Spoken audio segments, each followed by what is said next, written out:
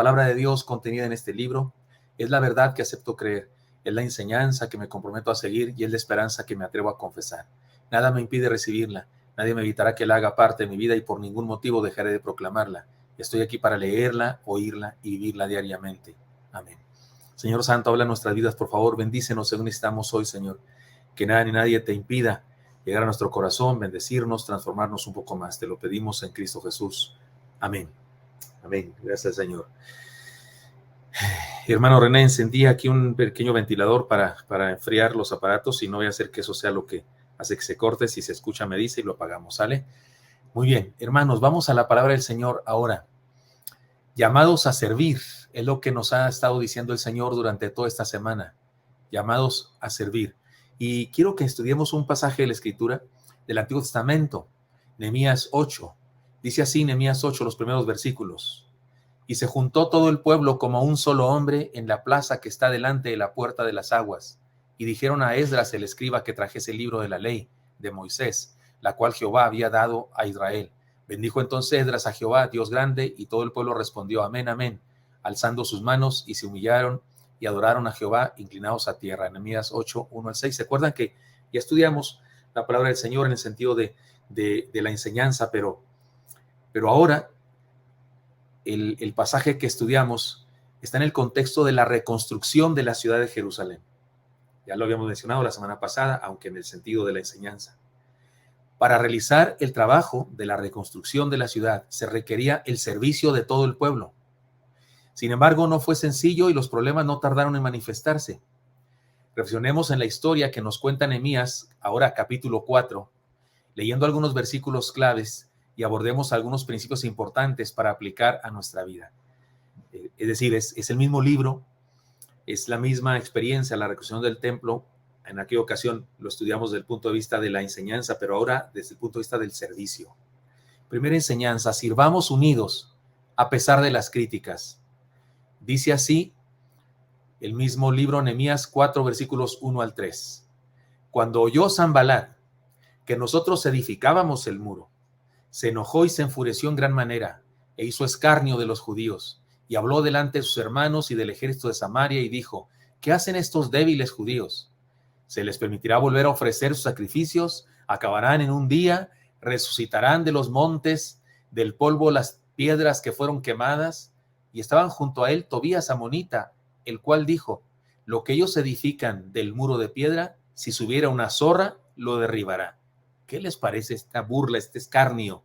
Nehemías 4, 1 al 3. Hermanos míos, acuérdese, se trata de un pueblo que por la enseñanza de la palabra son desafiados al servicio, a la reconstrucción de la ciudad.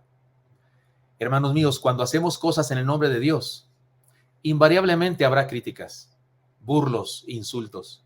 Podemos incluso reconocer que si lo que estamos haciendo es de bendición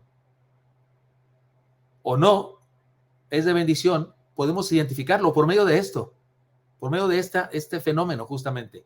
Cuando hacemos cosas intrascendentes, cosas X, dirían los jóvenes, cuando hacemos cosas que no valen la pena, o cuando no hacemos nada, cuando estamos inactivos, sin hacer nada, nadie se fijará, nadie dirá mucho respecto de nosotros. Pero si usted emprende algún servicio en el nombre del Señor, cuídese. Si usted quiere servir al Señor, cuídese, porque alguien estará listo para criticar. Eso es una ley en el mundo en que vivimos. Sanbalat y Tobías estaban contentos con la situación que prevalecía, porque sacaban provecho de ella. El oprobio en el que el pueblo de Dios se encontraba, la tristeza de la pobreza y la desolación, la destrucción del muro y la ciudad entera, no les causaba ningún dolor. Al parecer estaban contentos. A Nehemías sí que le causaba dolor. Nehemías había llorado cuando estaba allá como copero del rey. Había orado y ayunado, había consultado al Señor y como resultado de todo ello, había realizado un gran proyecto, había tenido una visión, una misión y unas metas que habían surgido. Pero una cosa era cierta, había desafiado con su trabajo, con su servicio, Nehemías, había desafiado al pecado, había retado a los malos, había buscado ruido a quienes estaban convencidos de que todo debería seguir igual. Porque la gente criticona, al parecer, quiere que todo siga igual, porque es su modus vivendi, porque así permanece su estatus. Esto sigue pasando el día de hoy con la tarea del pueblo de Dios. Hay quienes prefieren que todo siga igual, les molestan los cambios, odian las revoluciones, aman su modo de vida, su status quo, y harán todo lo posible porque nadie venga a desafiarlos a cambiar.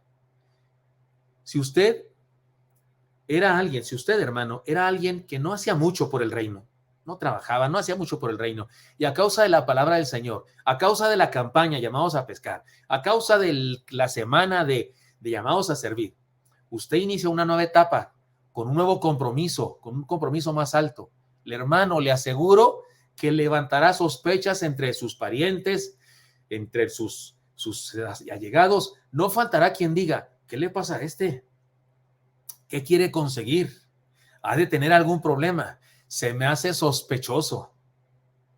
Esto se magnifica cuando como iglesia queremos hacer algo por el Señor, cuando queremos revolucionar la sociedad y cumplir con nuestra misión. Hay gente que ve eso sospechoso. ¿Qué caso tiene hacer eso? Dirán algunos. Tenemos tantos años haciéndolo así como siempre o no haciendo nada. ¿Por qué habrían de cambiar las cosas ahora? Dicen otros. Hermanos míos, los cristianos debemos tener valor de servir a otros a pesar de las críticas. El que no sirve, el que no hace nada, no tiene, no, nadie lo critica, no señor, nadie lo critica. Se critica al que hace cosas. Nadie critica al cantante que no canta, ¿no? Pues no canta, ¿de qué lo vamos a criticar? Pues si no canta. Pero te pones a cantar, no habrá quien diga, sí se cree mucho, lo está haciendo por orgullo, solamente lo hace para presumir. ¿Y tú cómo conoces, cómo sabes el corazón de la gente? Si Dios es el que sabe eso, ¿cómo sabes eso? El que sirve con sus talentos, con sus dones, con las habilidades que tiene, como los constructores del muro de Jerusalén, serán criticados. Siguiente enseñanza. Entonces, la primera enseñanza dijimos, sirvamos a pesar de las críticas. Siguiente enseñanza, sirvamos unidos y con ánimo. El texto sigue diciendo, ahora el versículo 6. Edificamos pues el muro y toda la muralla fue terminada hasta la mitad de su altura, porque el pueblo tuvo ánimo para trabajar. Esto está en Nehemías capítulo 4, versículo 6. ¡Qué maravillosa noticia! El pueblo tuvo ánimo para trabajar. Ahora, ¿qué es el ánimo? La Real Academia de la Lengua Española nos dice lo siguiente, que la palabra ánimo viene del latín, animus, y es del griego, también a su vez viene del griego. Ánimos, soplo, significa alma o espíritu en cuanto a, es principio de la actividad humana. Se usa para referirse a valor, esfuerzo, energía, intención, voluntad, atención o pensamiento. Como intersección se dice ánimo, en el sentido de levántate, ponle ganas, para alentar a alguien a esforzarse. Podemos decir que el pueblo tuvo alma para trabajar, porque de ahí viene la palabra ánimo, de alma. El pueblo tuvo alma. ¿Se acuerdan cuando la Biblia dice que Dios tomó barro y luego sopló en el barro e hizo a Adán, y dice, y fue Adán alma viviente? Así dice, fue Adán alma viviente, o sea, ser vivo. Podemos decir que el pueblo tuvo alma viviente, tuvo alma para trabajar. Es decir, no se le fue el santo al cielo, sino que se mantuvieron firmes en su quehacer. Hermanos míos, aceptar el llamado de servir requiere de mucho ánimo.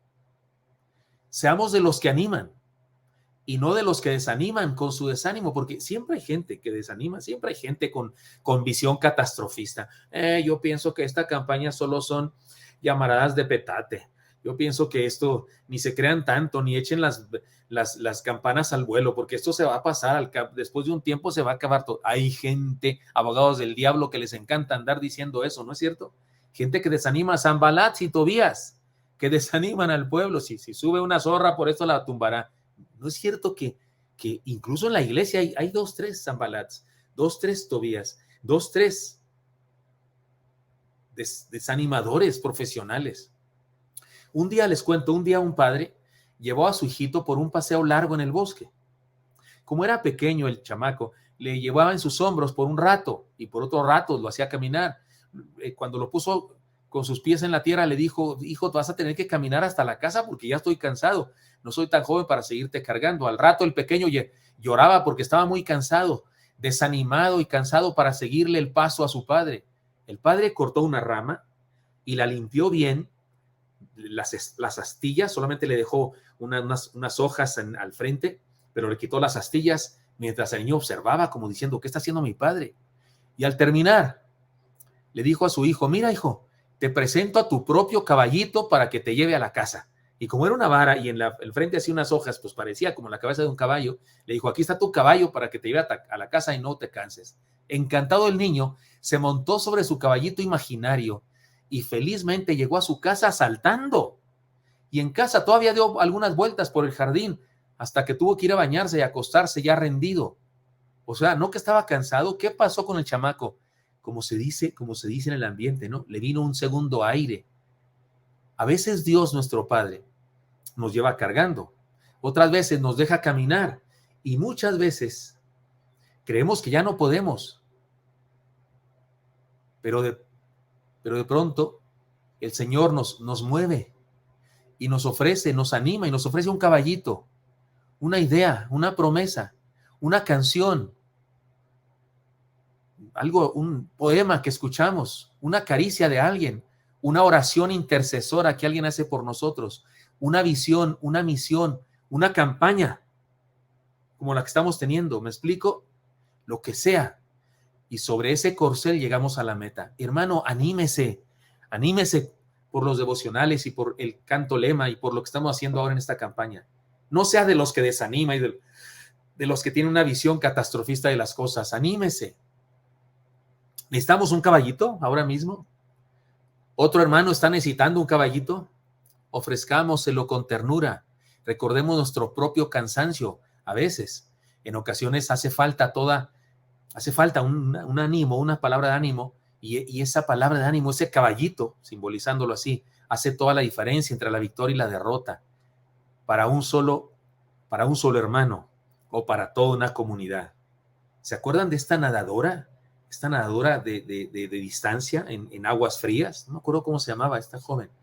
Una nadadora atravesó el Canal de la Mancha y atravesó no sé qué otros lugares nadando. Cuenta que cuando iba ella nadando, unas lanchas alrededor de ella cuidándola de los tiburones, un barco al que ella no podía subirse, tenía que ir ahí, tomaba agua, se alimentaban mientras nadaba, porque eso tomaba horas. Y su mamá iba en el barco ese, más grande, y le ponía letreros que decían, es solo dolor, sigue, tú puedes, eres mi orgullo, eres mi hija amada. Palabras de aliento. Imagínese que le escribiera, no puedes, no lo vas a lograr, no vas a poder. Imagínese usted, pues no, ni un kilómetro nadaba. Pero esos cartelones que le ponía su madre para que ella cuando descansaba, para tomar agua y esas cosas que le daban, porque eso tenía que hacer en el trayecto, leía y eso le animaba, era en su caballito. Hermanos míos, para servir necesitamos ánimo. Y cuando se trata de una comunidad entera que está reconociendo que ha sido llamada a servir, necesitamos animarlos los unos a los otros. Aceptemos el llamado a servir con ánimo. Además, en tercer lugar, sirvamos unidos, orando en acción. Orando en acción. ¿Qué es eso? Dice el texto, versículo 7 ahora, de Nehemías 4. Pero aconteció que oyendo Sanbalat y Tobías, y los árabes, los amonitas y los de Asdod, que los muros de Jerusalén eran reparados, porque ya los portillos comenzaban a ser cerrados, se encolerizaron mucho y conspiraron todos a una para venir a atacar a Jerusalén y hacerle daño. Entonces oramos a nuestro Dios. Este es el informe de Nehemías. Entonces oramos a nuestro Dios y por causa de ellos pusimos guarda contra ellos de día y de noche. Oramos a nuestro Dios, pero pusieron guardia contra ellos de día y de noche. Nehemías 4, 7 al 9. De las burlas, los enemigos pasaron a las amenazas. Solo era cuestión de tiempo para que llegaran a la agresión física. Y estamos hablando de la muerte, estamos hablando de agredirlos para matarlos. Estamos hablando de guerra contra la voluntad de Dios. ¿Qué hicieron Nehemías y su gente? Se pusieron a orar, pero oraron en acción. Se pusieron a orar y juntamente con la oración pusieron guardias. ¿Tenían desconfianza acaso a Dios que oraban a Él? ¿Tenían desconfianza? De ninguna manera. Sabían que Dios los cuidaría, pero sabían que ellos eran parte activa de la respuesta de Dios. Se sabían parte activa de la respuesta de Dios. Pongamos el ejemplo de David y el gigante Goliat. David sabía que Dios destruiría a Goliat. porque había desafiado a los escuadrones del Dios viviente. De hecho, eso le dijo David a Goliat.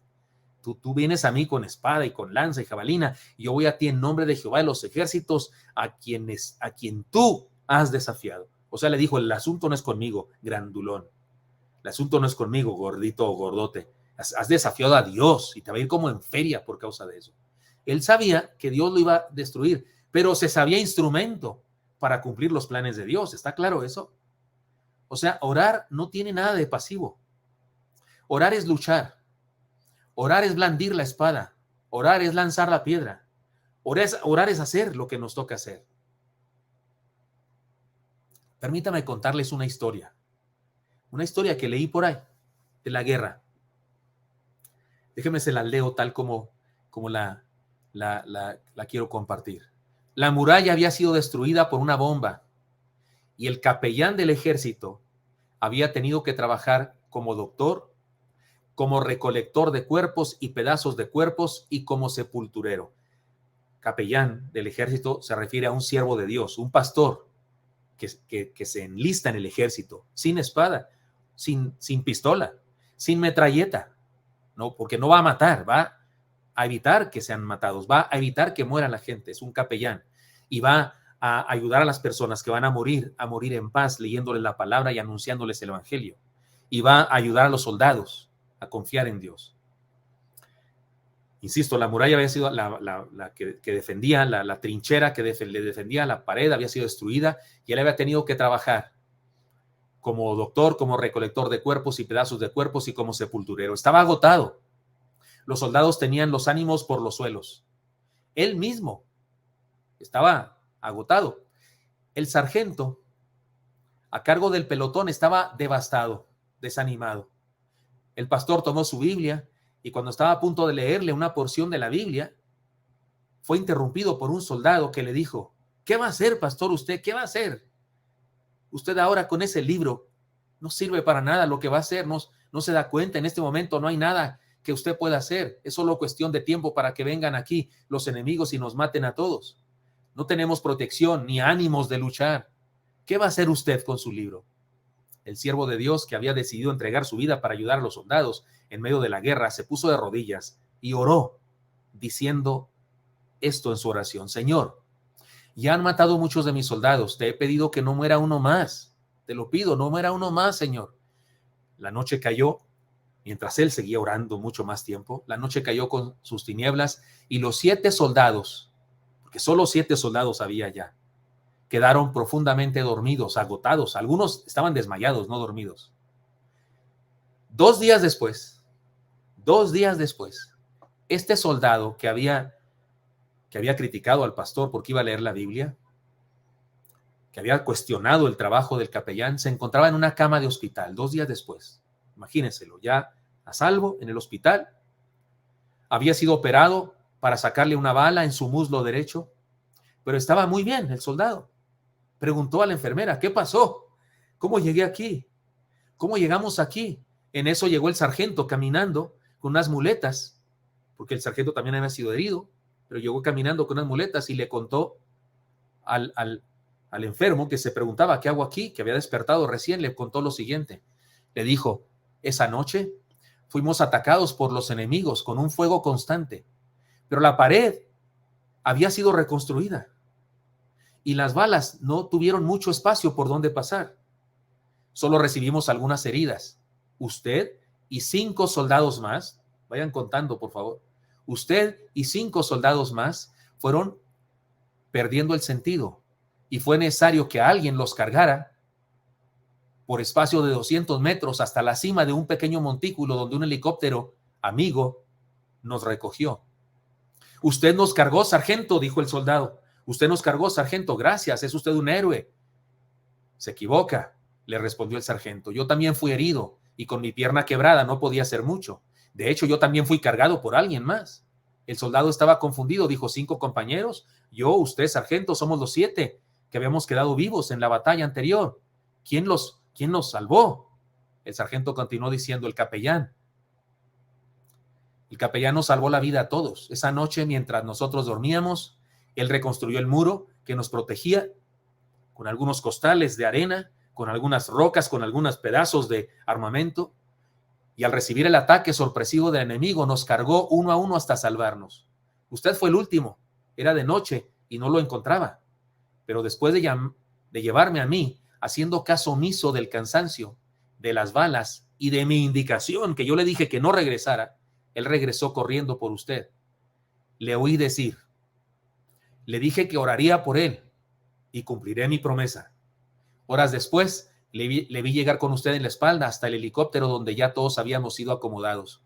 Alguien tuvo que ayudarle a él, pues en esa misma incursión, él también había sido herido.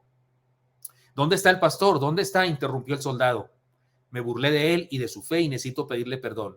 No se preocupe, está bien, se recupera, está ahí junto a usted, en la cama junto a la suya. Allí estaba el siervo de Dios con vendas por todos lados, sedado y en franca recuperación. El soldado agradecido lo miró y oró de la siguiente manera: Señor, perdóname por dudar de ti. No permitas que nuestro capellán se muera y enséñame a orar como él oró por mí. Hermanos, no hay duda, orar es una actividad dinámica que resulta indispensable cuando aceptamos el llamado a servir. Porque cuando oramos por alguien, somos impelidos, somos movidos a servir a ese alguien. Le decía un niño irrespetuoso, pero al fin de cuentas era verdad, a su padre, cuando le decía: vamos a orar, chamaco, ora por los vecinos que son muy pobres y no tienen que comer. Y el hijo le dijo a su papá: está bien que oremos, pero ¿por qué no les llevamos comida? Tenía razón el chamaco, ¿no? Oramos por ellos y luego vamos y les servimos. He aquí un desafío, hermanos míos. Sirvamos unos a otros como un solo hombre. Sirvamos unidos como un solo hombre. El texto dice: los que edificaban en el muro, los que acarreaban y los que cargaban, con una mano trabajaban en la obra y en la otra tenían la espada. Nehemías 4:17. En la empresa de Nehemías y el pueblo de Dios de ese momento histórico, el servicio consistía en la tarea de reconstruir el muro de una ciudad, lo cual era importante y era un símbolo de la presencia de Dios, de la gracia de Dios, de la tierra prometida. El día de hoy la reconstrucción es la humanidad entera. La fe ha sido bombardeada, la fe humana ha sido bombardeada, los valores humanos están entre los escombros, la esperanza se halla perforada por miles de balas y se han levantado no dos ni tres, miles de Sanbalat y Tobías, algunos hasta van a la iglesia. ¿Qué vamos a hacer nosotros? Les propongo lo siguiente: compartamos el evangelio con hechos y palabras, no solo con palabras, no solo con hechos que proclaman la verdad de Dios y con palabras que explican la razón de nuestro servicio. Con hechos que proclaman la verdad de Dios, porque los hechos hablan, y con palabras que explican la razón de nuestro servicio, porque la gente debe saber que servimos, porque servimos a un Dios eterno que ama a las personas. Así que, hermanos míos, aceptemos el llamado a servir y transformemos el mundo, porque en el mundo hacen falta siervos, servidores, gente que sirva. Dios nos ha estado diciendo eso durante esta semana, nos dijo algo el lunes, el martes, hoy por la mañana o hoy por la noche, si usted lo devocionales en la noche. Y también nos dirá algo mañana y el viernes y el sábado y el domingo todavía. Pero ahora en media semana, he aquí el desafío, hermanos míos. Aceptemos el llamado a servir y transformemos el mundo en que vivimos. Mire estas enseñanzas que nos ha dado el Señor a ustedes y a mí hoy. Es un llamado a servir. Sirvamos unidos a pesar de las críticas. Que los Sanbalat y Tobías no ganen. Y aunque vayan a la iglesia y aunque tengan cargos en la iglesia, que sus comentarios desanimadores no triunfen. Sirvamos unidos con ánimo. A pesar de las críticas y de lo que sea, y llenémonos del fuego del Señor y que una palabra, un caballito, un canto, un sermón nos aliente, nos anime, nos dé alma para seguir. Y sirvamos orando en acción, como este capellán precioso, que no solamente hizo una oración con palabras, hizo una oración con hechos, hizo una oración y se convirtió en instrumento de Dios para que su oración fuera contestada. Cuando servimos, hacemos eso, nos convertimos en instrumentos para que Dios conteste nuestras oraciones. Aceptemos el llamado a servir y transformemos el mundo. He dicho, más bien, Dios nos ha dicho. Señor Santo, te doy gracias porque me das permiso de compartir con mis hermanos esta palabra. Te pido que sea no solo semilla que dé fruto en nuestro corazón, sea espada, Señor, sea espada que corte nuestro interior, Señor, y penetre y nos convierta, nos convenza, nos bendiga, nos edifique, nos dé fuerza, Señor, para ser servidores, para ser siervos, Señor, y para con el servicio anunciar tu evangelio, y que anunciamos tu evangelio con hechos. Estamos en tus manos, haz que así sea. Te lo pido en Cristo Jesús. Amén.